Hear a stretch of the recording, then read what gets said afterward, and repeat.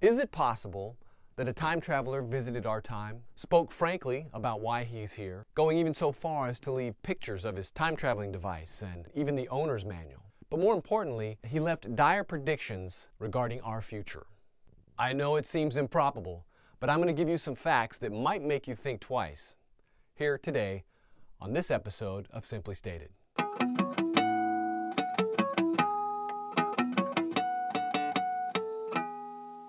Welcome back, one and all. Today, I'm going to take a little bit of a departure from my normal topics and talk about something that borders on the strange and peculiar. It's a line of thought that has intrigued me for years. I hope you find it as interesting as I do, and that's time travel. For years, time travel has been an icon of the science fiction mythos. But today, I want to give you some facts that might move this topic from science fiction to science fact. There's a lot of information to go over, and so this is probably going to be a three-part series. So if you haven't already, now is a good time to subscribe, because you don't want to miss the next two parts. In the first part, I want to cover the urban legend of the time traveler John Titor, and I want to cover why he's here, how he got here, his form of time travel, and why time travel is not only possible, or at least the type of time travel that he claims he was doing, how it's actually being done on a very small scale right now, here and today. On the second part, I want to go over some of the predictions that he made regarding our future and how that's going to impact you and I. And in the third part, I want to dovetail that stuff into what the Bible has to say about his predictions and some other contemporary prophecy. So buckle up, let's get started. Let's get started with a little bit of background information about the supposed time traveler John Titor. He's something of an urban legend. A lot of people think he was real, some people think he was a hoax. I will say this, if it's a hoax, it's one of the most geniusly thought out hoaxes ever. It all started in about 1998 when someone emailed the Art Bell show claimed to be a time traveler. Then, beginning in approximately November 2nd of the year 2000, somebody began posting in chat rooms under the name timetraveler_0. And he posted chats and answered people's questions in a very frank and straightforward manner. He continued to make posts up until about March 21st of 2001, so approximately 4 or 5 months. Now, John Titor claimed to be from the year 2036. One of the first things he did, to everybody's great delight, was he posted what were supposed to be pictures of the actual time-traveling device that he used, which was mounted in his car. He also included the military operations manual for the device.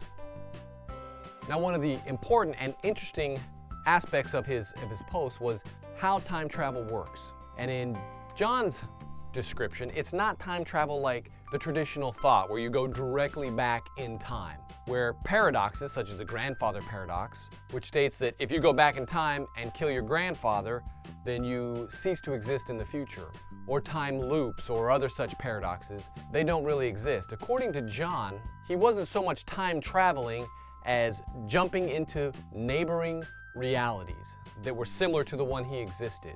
In fact, he was more like dimensional hopping than time travel as we think about it. One of the benefits of this is there's no way to disrupt his original timeline. He can affect the timeline that he's visiting temporarily, but those effects don't affect his original timeline, which he's going to go back to. John mentioned that the Graham-Everett-Wheeler multiple world interpretation was correct. So for those of you who don't know, the Graham-Everett-Wheeler or many worlds interpretation of quantum mechanics addresses the problem of quantum mechanical collapse and asserting that a collapse never occurs. This is possible as each component of the quantum event is interpreted as a separate and equal physical, real reality. This implies that each quantum event, the universe splits into a number of branch universes, each corresponding to a different possible outcome of the event. According to the multiple world interpretation, an observed collapse corresponds to our consciousness taking a particular path through these branches, whereby one set of results is observed instead of another, of the myriad of possibilities. Other copies of our consciousness are accordingly observing all the other possible outcomes of other branch universes. Now, John Titor claimed that the reason he was sent to our time, or our reality, if you rather, was to retrieve a computer device. Now, in his time world, and this is true in ours as well, and it can be verified easily, they realized that there was a problem with the Unix system. And that problem was really how they calculated time. From the time the Unix code was first developed back in 1970, they only coded it with enough time to get to about 2038. In fact, in our time, it's called the Millennial 2038 problem, and it's a not easy fix. So John was sent here to retrieve a piece of computer equipment, and that piece was the IBM 5100, which technically was the first portable computer, if you could call it portable, because it was fairly big and clunky. But the unique thing about it was that not only could it read the older legacy code, it was also had the ability to read the new APL code and BASIC. And so what they found in his time world was that this device had the ability to read and write code in all these older languages, and that they were going to use it to be able to debug the Unix problem and save some of the computer equipment in his future timeline. Once again, that's verifiable. Not only does the IBM 5100, which is an archaic computer, does have this ability, it was not greatly publicized by IBM.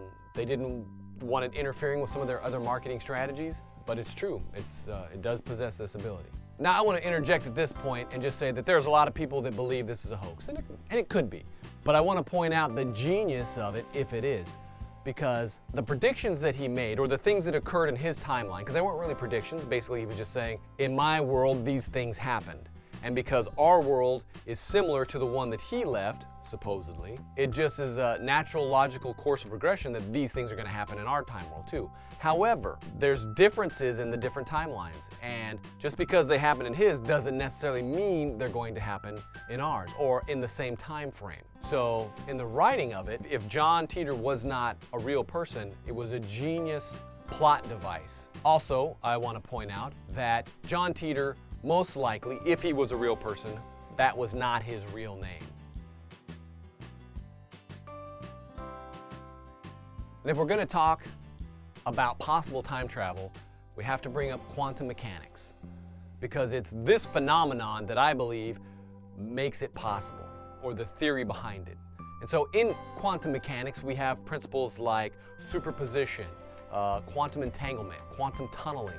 Let me share a brief quote by Andrew Zimmerman Jones, a physics expert. The exact physical mechanism at work in a quantum computer is somewhat theoretically complex and intuitively disturbing. Generally, it is explained in terms of multi-world interpretation of quantum physics, wherein the computer performs calculations not only in our universe, but also in other universes simultaneously, while the various qubits are in a state of quantum decoherence. Now, while that sounds far-fetched, the multi-world interpretation has been shown to make predictions which match experimental results of other physicists. To give you some idea of how a quantum computer may work in simple terms is, imagine, if you will, a vast landscape of peaks and valleys of varying heights. And you wanted to determine which valley was the deepest. Now, using a standard conventional computer, ones and zeros, and those transistors have to be in either a 1 or 0 state. You would literally have to place a traveler on top of a peak, and he would have to hike down to the valley, measure the depth, and then hike up to the next peak, and then hike down to the next valley. In quantum computing, because of decoherence, you have the ability to put travelers on all the peaks simultaneously. And because of quantum tunneling, they don't necessarily have to hike all the way down, they can pass through the mountain. And when they get there to the bottom, because of quantum entanglement, all those travelers are linked together, and so their information is shared. It's kind of bizarre to think about, but that's kind of how it works. Now, a lot of people don't know that there are several actual functioning quantum computers. There's a firm called D-Wave, and Dr. Geordie Rose, who's one of the founding members of D-Wave, and I want to share a little video where he talks about one of their latest ones, which it was purchased by NASA and Google, and I think they run for somewhere between $15 and $20 million. So they're not cheap, they're very large, much like supercomputers were when they first came out. And they're kind of used the same way. So let's take a look at the video. But before I do that, I'm going to tell you a little bit about quantum computers and why people care so much about them. There are literally tens of thousands of some of the brightest people in the world today trying to build these machines and understand them. And I'm going to tell you why. In my last 15 years of working on this type of stuff, I found that scientists divide up into two categories of zealots about this field. The first half are people who are absolutely entranced by the physics of these things.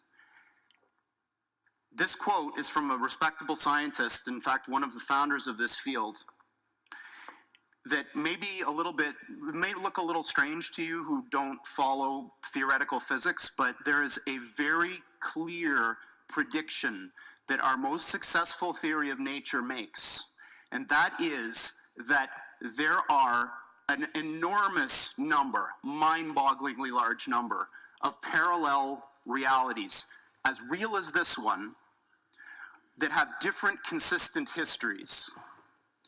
So imagine a world where all of the laws of physics as we know them are obeyed, but different decisions were made along the way. Different decisions at the level of tiny microscopic particles, different decisions all the way up to what you chose to eat for lunch, and whether you chose to come to this session or not. Quantum mechanics makes a very specific prediction that all of those are as real as the thing that you remember. And this is bizarre, because we don't see those other things. But science has reached the point now where we can build machines that exploit those other worlds. And quantum computers are perhaps the most exciting of all of these that we have within, or almost within our grasp right now. So people from a physics background love this. They want to understand the world. They want to understand the universe, how it all works. There's another type of person who tends to come from the computer science side that's like, yeah, okay, that's all great.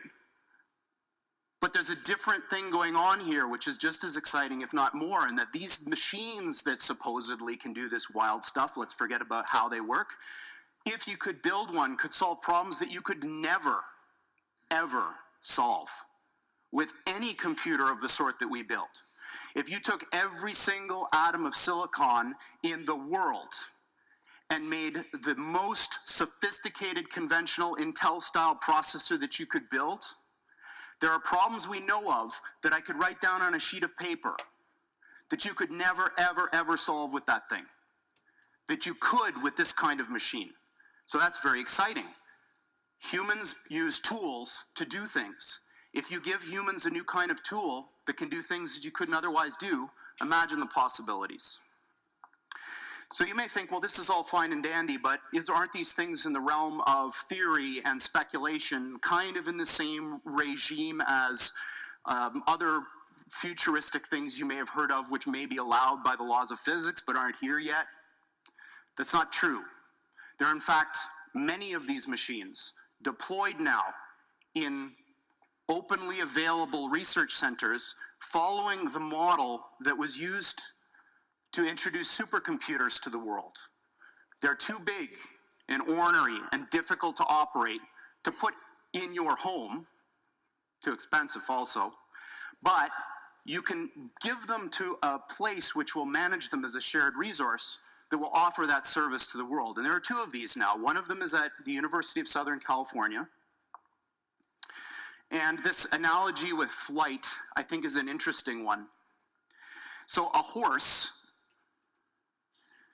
can beat, or could beat, the initial flight of the Wright brothers' flight in speed. But a plane is not a faster horse.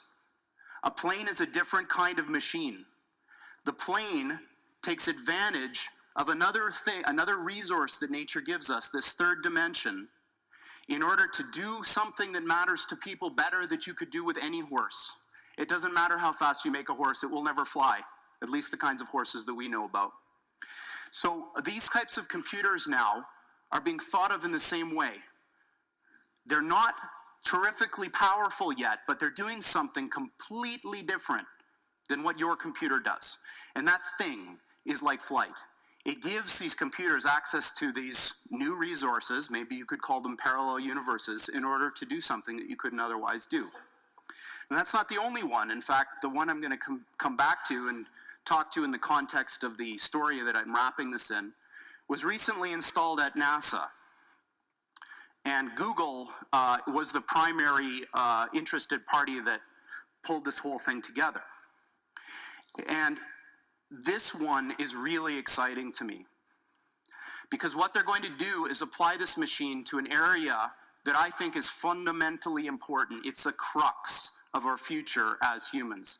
And that's, can we build machines like us? So, building machines like us might be possible. I certainly believe it is. I might be wrong. But what I do know is that the types of approaches that people are taking now to build intelligent machines benefit immensely from what this machine that we've built does best. So what this center is about is applying this beautiful new computational idea in the service of trying to make intelligent machines. Now, I can't think of anything personally any cooler than trying to use quantum computers to build intelligent machines, so this is very exciting to me. Steve Jurvetson has been a longtime friend and investor in the company, and for those of you who don't know him, he's a Silicon Valley investor who's probably the smartest VC that I know of, and certainly the one that's the most attuned to technological trends. He's on the board of SpaceX, Tesla, Synthetic Genomics, which is Craig Venter's company, is trying to build artificial life, and D-Wave, and that's it. And this is his particularly poetic way of framing the difference between the machines we build and conventional computers. This is what they look like. There are two of them. These are from our lab in Burnaby in British Columbia. From the outside, they look like giant black monoliths, big metal boxes, about 10 feet on a side, 12 feet tall. And they are powered, they have a fridge inside them, a refrigerator that cools these chips to almost absolute zero. Just a wisp, a fraction of a degree above absolute zero. Hundreds of times colder than interstellar space. Amongst the coldest and most isolated and extreme conditions that humans have ever been able to engineer. These fridges, interestingly enough, which are called pulse tube dilution refrigerators, have a thing called a pulse tube, which emits a sound roughly once per second, which sounds eerily like a heartbeat. So if you have the opportunity to stand next to one of these machines, it is an awe-inspiring thing, at least for me. It feels like an altar to an alien god. They really are impressive machines. At the heart of this big box is a tiny chip about the size of your thumbnail. And on this chip resides all of the wonder and magic that makes this thing go. I'm not going to describe in any mathematical detail how it all works, but let me give you an analogy. In quantum mechanics, there's this concept that a thing can exist in two states which are mutually exclusive at the same time, quote unquote. And I'm using those words because the English language was developed before we had concepts to describe what these things actually are doing. But I'm going to give you a roundabout way of understanding this. Imagine that there really are parallel universes out there, and now imagine you have two that are exactly identical in every respect, all the way out to the horizon as far as we can see, down to the last little atomic detail of every single thing, with only one difference. And that's the value of a little thing called a qubit on this chip, which is a contraction of quantum bit. And that qubit is very much like a bit or a transistor in a conventional computer. It has two distinct physical states, which we call 0 and 1 for bit. In a conventional computer, these are mutually exclusive. That device is either one or the other, never anything else. In a quantum computer, that device can be in this strange situation where these two parallel universes have a nexus, a point in space where they overlap. And when you increase the number of these devices, every time you add one of these qubits, you double the number of these parallel universes that you have access to, until such time when you get to a chip like this, which is about 500 of these bits, you have something like 2 to the 500th power of these guys living in that chip. So the way I think about it is that the shadows of these parallel worlds overlap with ours. And if we're smart enough, we can dive into them and grab their resources and pull them back into ours to make an effect in our world. Now, this may sound very odd to you and bizarre, and in fact, I am using language that a normal theoretical physicist probably wouldn't use, but this is, what I'm telling you is absolutely correct and in line with the way that these things actually work. We've been doing this for some time now. So, as we can see from Jordy's little talk, already going on, we are delving in to neighboring realities that are in parallel with our own, which is mind-blowing to think that that's going on right now. So, in the next episode, I want to talk about some of the things that John Titor claims happened in his timeline that he believed would soon happen in ours. And I believe that with current affairs where they're at, you will see how it's starting to come to fruition. Hey, I hope you liked it. If you did, please hit subscribe and like, and I'll be bringing the next 2 parts very soon. Hey, thanks for joining me. Be blessed.